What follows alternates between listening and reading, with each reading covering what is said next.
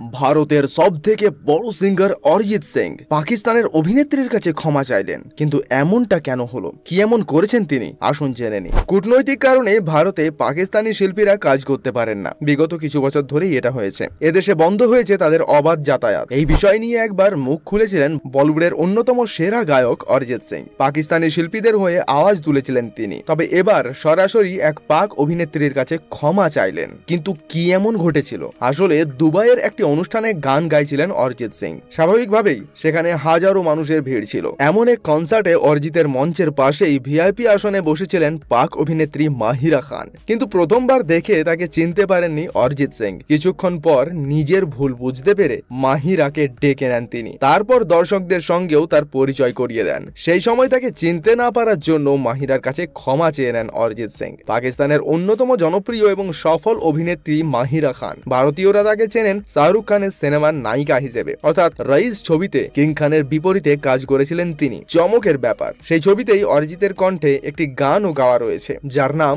জালিমা। খুবই জনপ্রিয় গান। এখনো শাহরুখ খানের ফ্যানেদের মুখে এটা লেগেই থাকে। অরিজিতের কনসার্টের ভিডিও ভাইরাল হয়েছে সোশ্যাল মিডিয়াতে। সেখানে তাকে বলতে শোনা যাচ্ছে, অনেকক্ষণ ধরে ওকে চেনার চেষ্টা করছিলাম, তারপর তার মনে পড়লো ওনার জন্য আমি জালিমা গানটা গেয়েছিলাম। তারপর মাহিরার দিকে তাকিয়ে অরিজিৎ বললেন, প্রথমে আপনাকে চিনতে পারিনি, আমি অত্যন্ত দুঃখী ম্যাম। গায়কের কথা শুনে হেসেই ফেললেন অভিনেত্রী।